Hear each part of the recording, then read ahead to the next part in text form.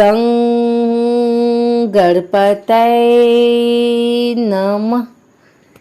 आज बुधवार के दिन आइए सुनते हैं गणेश जी की यह कथा, जिसे किसी भी व्रत या अन्य किसी कथा को सुनने के बाद अनिवार्य रूप से सुना जाता है।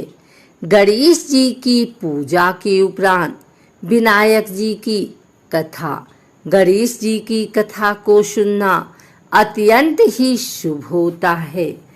एक बार गणेश जी महाराज एक सेठ जी के खेत में से जा रहे थे, तो उन्होंने 12 दाने अनाज के तोड़ लिए।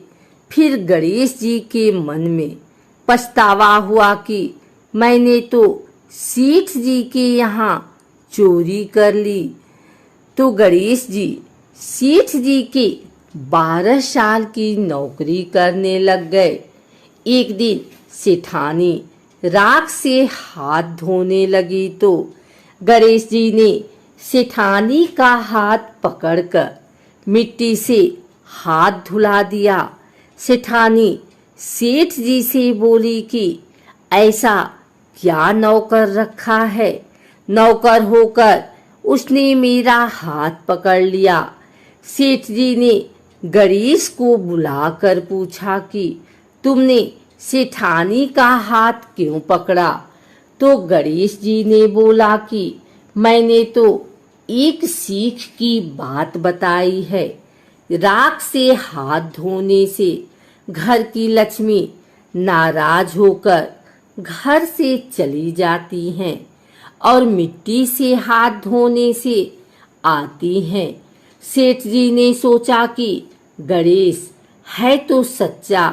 थोड़े दिन बाद कुंभ का मेला आया। सेठ जी ने कहा, गणेश सेठानी को कुंभ के मेले में स्नान करा कर ले आओ। सेठानी किनारे पर बैठकर नहा रही थी, तो गणेश जी उनका हाथ पकड़कर आगे डुबकी लगवा लाए। घर आकर सेठानी ने सेठ से कहा कि गणेश ने तो मेरी इज्जत ही नहीं रखी और इतने सारे आदमियों के बीच में मुझे घसीटकर आगे पानी में ले गए। तब सेठ जी ने गणेश जी को पूछा कि ऐसा क्यों किया? तो गणेश जी ने कहा कि सेठानी किनारे बैठकर गंदे पानी से नहा रही थी, तो मैं आगे अच्छे पानी में डुबकी लगवाकर ले आया हूँ। इससे अगले जन्म में बहुत बड़े राजा और राजपाट मिलेगा। सेठ जी ने सोचा कि गणेश है तो सच्चा। एक दिन घर में पूजा पाठ हो रही थी, हवन हो रहा था। सेठ जी ने गणेश को कहा कि जाओ सेठानी को बुलाकर ले आओ। गणेश सेठानी को बुलाने गए, तो सेठानी काली चुनरी ओढ़कर चलने लगी। तो गणेश जी ने काली चुनरी फाड़ दी और कहा कि लाल चुनरी ओढ़ के चलो। सेठानी नाराज होकर सो गई। सेठ जी ने आकर पूछा, क्या बात है? तो सेठानी ने बोला कि गणेश ने मेरी चुनरी फाड़ दी। सेठ जी ने गणेश को बुलाकर बहुत डांटा और कहा, तुम बहुत बदमाशी करते हो। तो गणेश जी ने कहा, पूजा पाठ में काला वस्त्र नहीं पहनते हैं, इसलिए मैंने लाल वस्त्र के लिए कहा। काला वस्त्र पहनने से कोई भी शुभ काम सफल नहीं होता है। फिर सेठ जी ने सोचा कि गणेश है तो समझदार। एक दिन सेठ जी पूजा करने लगे, तो पंडित जी ने बोला कि ओ गणेश जी की मूर्ति लाना भूल गया, अब क्या करें? तो गणेश जी ने बोला कि मेरे को ही मूर्ति बनाकर विराजमान कर लो, आपके सारे काम सफल हो जाएंगे। यह बात सुनकर सेठ जी को भी बहुत गुस्सा आया और वो बोले कि तुम तो अब तक सेठानी से ही मजाक करते थे, मेरे से भी करने लग गए। तो गणेश जी ने कहा, मैं मजाक नहीं कर रहा हूँ, मैं सच कह रहा हूँ।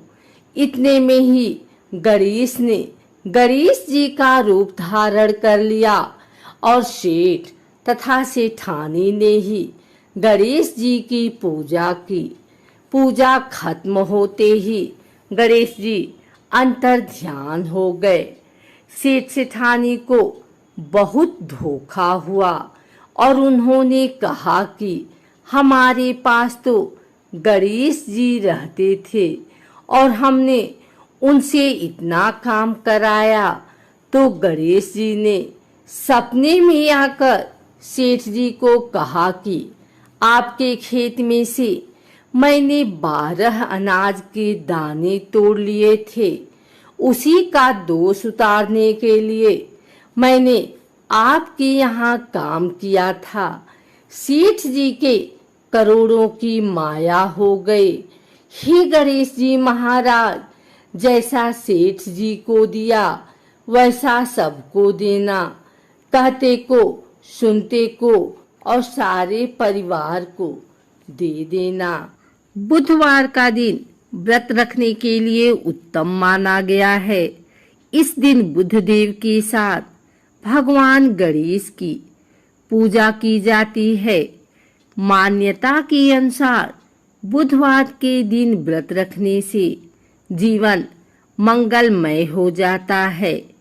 ऐसा कहा जाता है कि इस दिन व्रत रखने से बुद्धि में वृद्धि होती है। पौराणिक मान्यता के मुताबिक बुधवार के व्रत की शुरुआत विशाखा नक्षत्र बुधवार से होनी चाहिए। ऐसा कहा जाता है कि जो इंसान विधि पूर्वक बुधवार का व्रत रखता है उसकी हर मनोकामना पूरी होती है। बुधवार का व्रत रखने से जीवन में सुख शांति बनी रहती है तथा व्यक्ति समृद्धशाली बनता है। यह व्रत रखने से किसी भी व्यक्ति को कभी धन धान्य की कमी नहीं होती।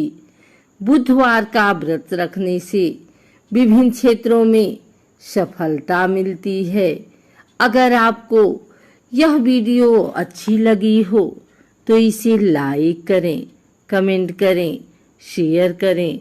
हमारे चैनल भक्ति गाथा को सब्सक्राइब करके बेल नोटिफिकेशन ऑल पर सेट कर लें ताकि आगे आने वाली वीडियो सबसे पहले आप तक पहुंच सके। धन्यवाद।